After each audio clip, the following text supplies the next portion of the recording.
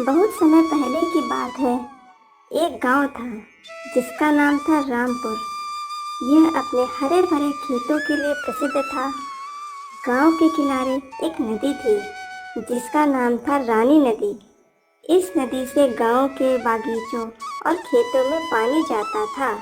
गांव की खेती बाड़ी इसी नदी पर निर्भर थी। गर्मी का मौसम अपनी चरम सीमा पर था, जिसके कारण नदी का पानी भी कम हो रहा था।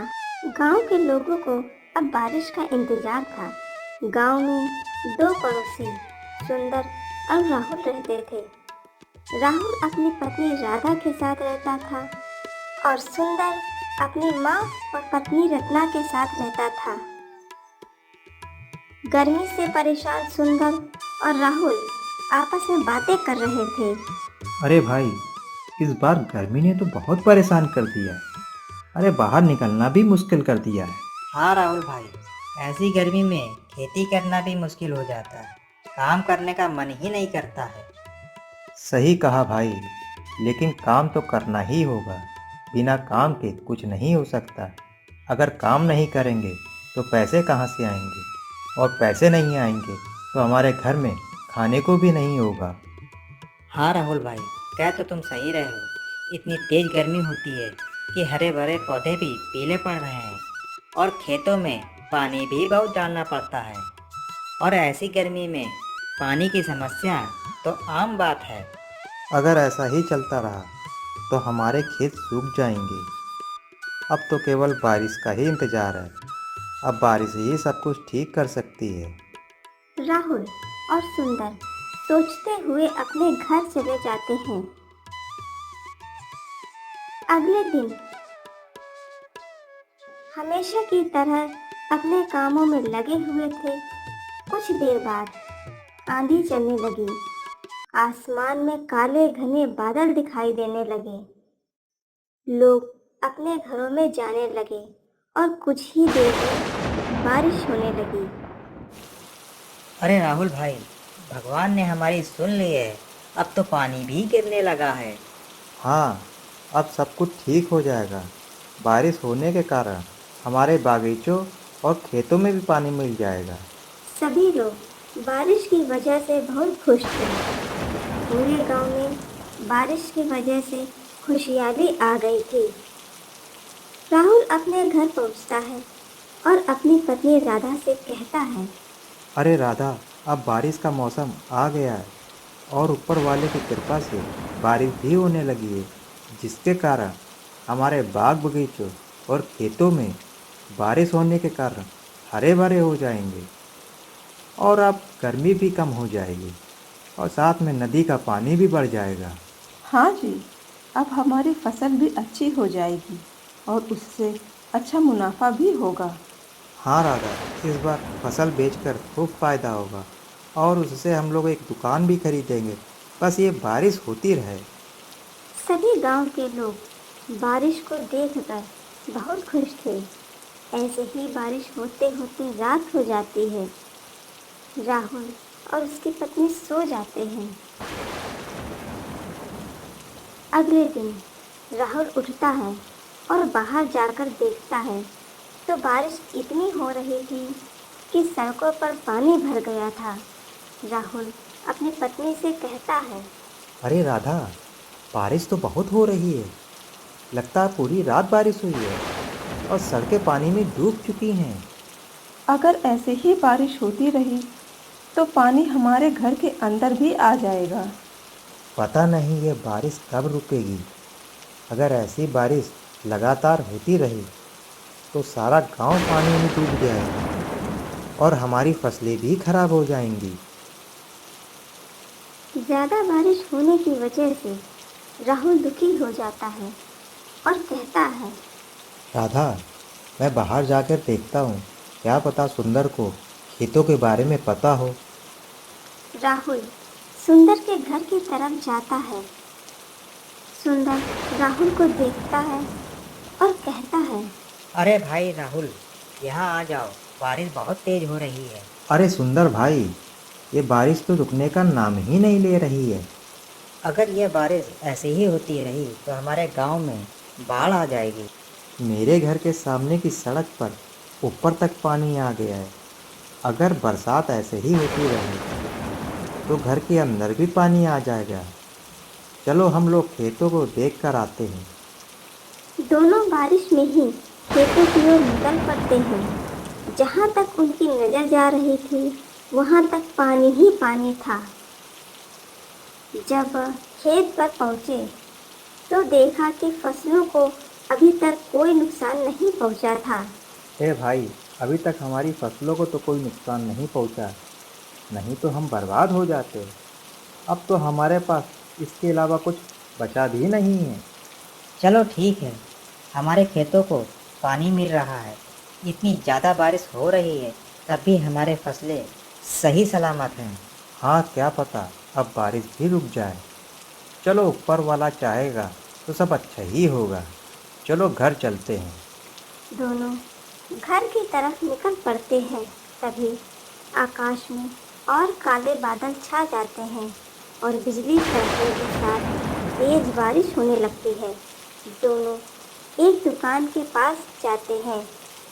अब तो ये बारिश और तेज हो गई है और बिजली भी कड़क रही है। अब क्या होगा? अगर ऐसी ही बारिश होती रही तो हमारी फसलें खराब हो जाएंगी। अब तो हमारे घरों में पानी घुस आएगा, तो हमारे घर का क्या होगा? अरे घरों को छोड़ो, अगर ऐसी ही बरसात होती रही तो हमारे खेतों में पानी भर जाएगा और हमारी फसलें खराब हो जाएंगी। चलो नदी पर जाकर देखते हैं। दोनों नदी पर जाने के लिए निकल पड़े।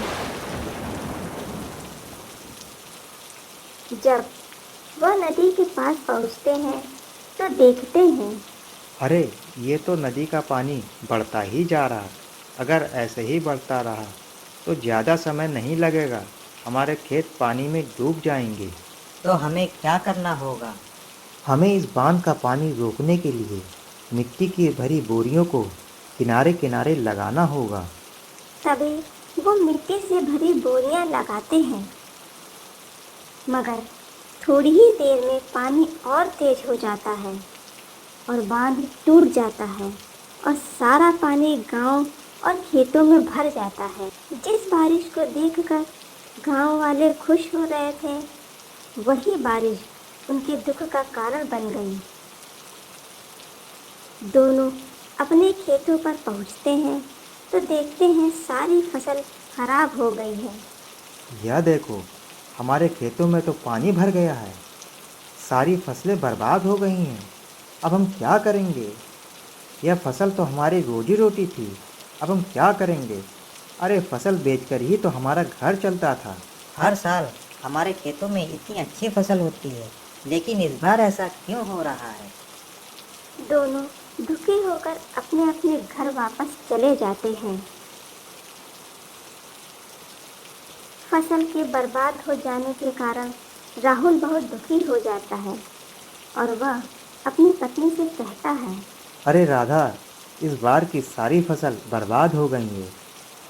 इतनी भारी बारिश होने की वजह से नदी का पानी हमारे खेतों में भर गया और सारी फसल बर्बाद हो गई है। जिस बारिश को देखकर हम खुश हो रहे थे, अरे उसी बारिश के कारण हमारी फसलें बर्बाद हो गई। अब हम क्या करेंगे? कोई बात नहीं, जो होना था सो हो गया और कर भी क्या सकते हैं। जो होता है वो भी अच्छे के लिए ही होता है। सही कहा, जो होता है अच्छे के लिए ही होता है। कल हम और सुंदर दोनों मिलकर कुछ न कुछ पैसों का इंतजाम करेंगे। अरे आज ये बारिश की रात जैसे तैसे गुजर जाए। जैसे तैसे वह रात गुजर जाती है। अगली सुबह बारिश भी बंद हो जाती है। राधा, मैं सुंदर के पास जा रहा हूँ, उसके साथ मैं पैसों का इंतजाम करने निकल जाऊंगा। राहुल सुंदर के घर की तरफ निकल पड़ता है।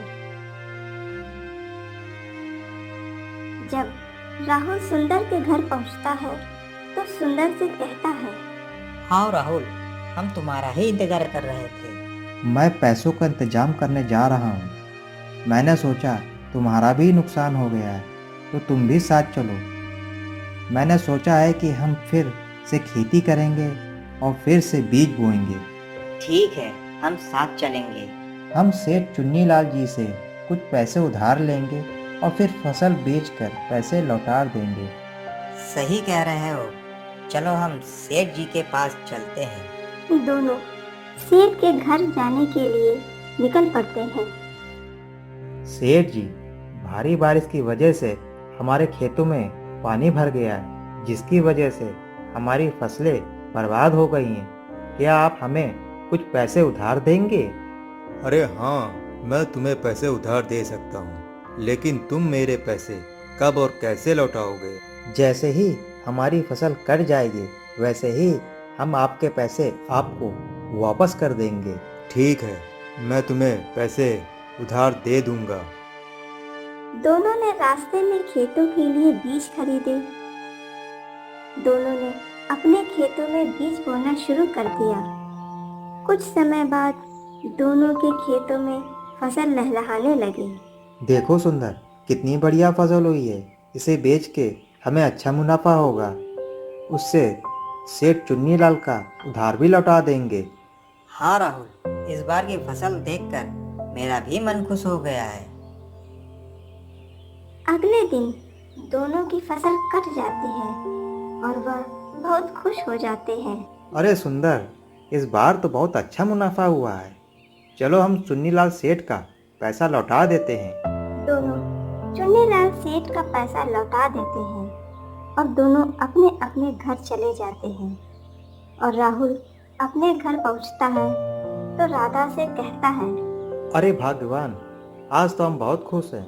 हमें फसल बेचकर अच्छा मुनाफा हुआ है और हमने सेठ चुन्नीलाल का पैसा भी वापस कर दिया है। अरे यह तो बहुत अच्छी बात है। राहुल और उसकी पत्नी खुशी खुशी रहने लगते हैं। इधर सुंदर भी बहुत खुश हो जाता है।